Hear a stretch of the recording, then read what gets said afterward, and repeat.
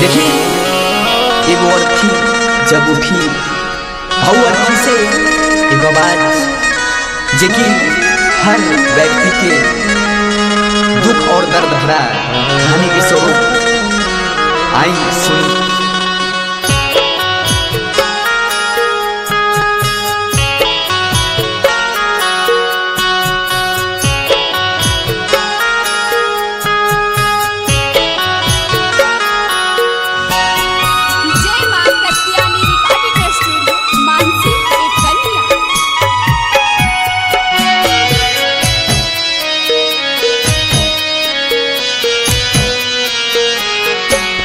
आहो रामा कहियो ना बेटा हमर बाबू कही के बोलैल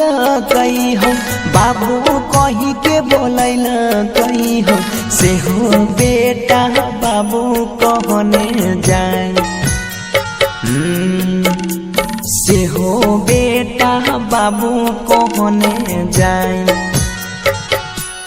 आहो रामा कहियो ना बेटा हमर बाबू कही के बोलैले रे, बाबू कही के बोलैले रे, आजू किए बाबू कहने जाए,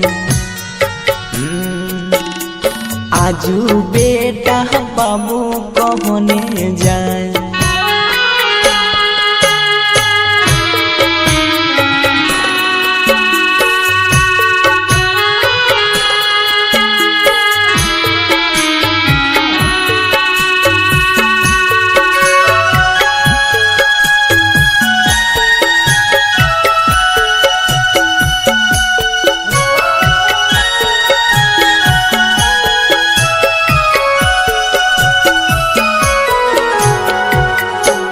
आहो रामा कहियो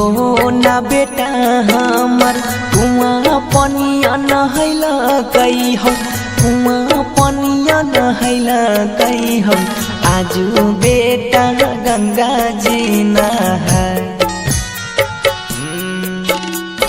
आजू बेटा गंगा जी नहाय।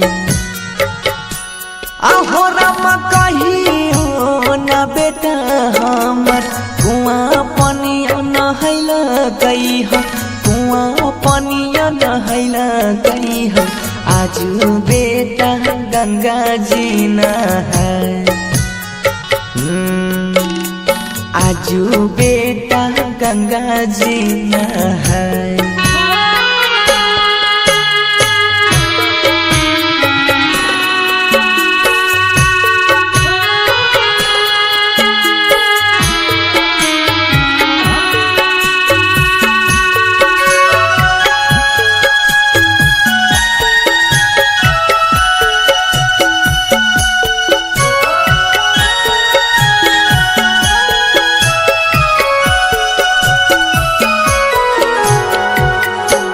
आहो रामा कहियो ना बेटा हमर सेवा पानी कैल कई हो, सेवा पानी कैल कई हो, आजू बेटा कान्हा ने जाए, आजू बेटा कान्हा ने जाए। आहो रामा कहियो ना बेटा हमर सेवा पानी कैल कई हो, सेवा पानी कैल कई हो, आजू बेटा कान्हा ने जाए, आजू बेटा कान्हा ने जाए।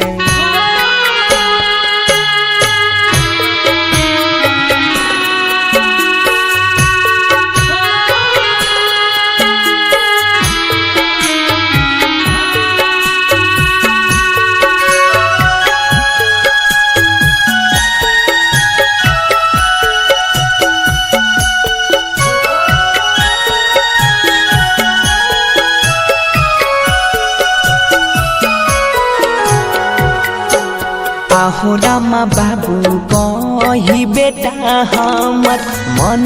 बिल खैल कई हो, मन